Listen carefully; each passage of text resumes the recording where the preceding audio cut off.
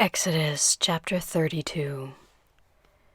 When the people saw that Moses delayed coming down from the mountain, the people gathered themselves together to Aaron and said to him, "Come, make us gods, which shall go before us. For as for this Moses, the man who brought us up out of the land of Egypt, we don't know what has become of him." Aaron said to them, "Take off the golden rings, which are in the ears of your wives, of your sons, and of your daughters, and bring them to me." All the people took off the golden rings which were in their ears and brought them to Aaron. He received what they handed him, fashioned it with an engraving tool, and made it a molded calf. Then they said, "These are your gods, Israel, which brought you up out of the land of Egypt." When Aaron saw this, he built an altar before it, and Aaron made a proclamation and said, "Tomorrow shall be a feast to Yahweh." They rose up early on the next day and offered burnt offerings and brought peace offerings, and the people sat down to eat and to drink and rose up to play.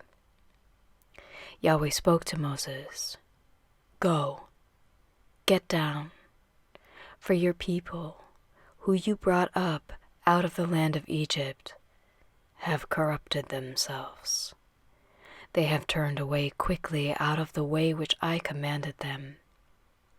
They have made themselves a molded calf and have worshipped it and have sacrificed to it and said, 'These are your gods, Israel, which brought you up out of the land of Egypt.'" Yahweh said to Moses, "I have seen these people, and behold, they are a stiff-necked people. Now therefore leave me alone, that my wrath may burn hot against them, and that I may consume them, and I will make of you a great nation."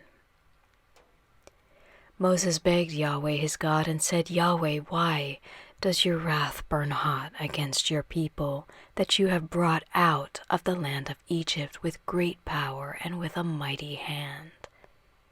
Why should the Egyptians talk, saying, 'He brought them out for evil, to kill them in the mountains and to consume them from the surface of the earth'? Turn from your fierce wrath and turn away from this evil against your people. Remember Abraham, Isaac, and Israel, your servants, to whom you swore by your own self and said to them, 'I will multiply your offspring as the stars of the sky, and all this land that I have spoken of I will give to your offspring, and they shall inherit it forever.'" So Yahweh turned away from the evil which he said he would do to his people. Moses turned and went down from the mountain with the 2 tablets of the covenant in his hand, tablets that were written on both their sides. They were written on one side and on the other. The tablets were the work of God, and the writing was the writing of God engraved on the tablets. When Joshua heard the noise of the people as they shouted, he said to Moses, "There is the noise of war in the camp." He said, "It isn't the voice of those who shout for victory. It is not the voice of those who cry for being overcome, but the noise of those who sing that I hear." As soon as he came near to the camp, he saw the calf and the dancing. Then Moses' anger grew hot, and he threw the tablets out of his hands and broke them beneath the mountain. He took the calf which they had made and burned it with fire, ground it to powder, and scattered it on the water, and made the children of Israel drink it. Moses said to Aaron, "What did these people do to you, that you have brought a great sin on them?" Aaron said, "Don't let the anger of my Lord grow hot. You know the people, that they are set on evil. For they said to me, Make us gods, which shall go before us. As for this Moses, the man who brought us up out of the land of Egypt, we don't know what has become of him." I said to them, "Whoever has any gold, let them take it off." So they gave it to me, and I threw it into the fire, and out came this calf.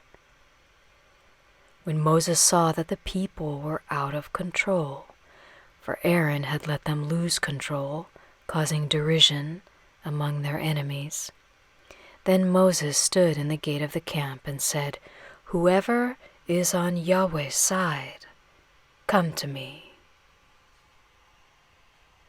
All the sons of Levi gathered themselves together to him. He said to them, "Yahweh, the God of Israel, says, every man put his sword on his thigh, and go back and forth from gate to gate throughout the camp, and every man kill his brother, and every man his companion, and every man his neighbor." The sons of Levi did according to the word of Moses.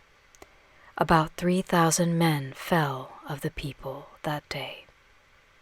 Moses said, "Consecrate yourselves today to Yahweh, for every man was against his son and against his brother, that he may give you a blessing today." On the next day Moses said to the people, "You have sinned a great sin. Now I will go up to Yahweh. Perhaps I shall make atonement for your sin."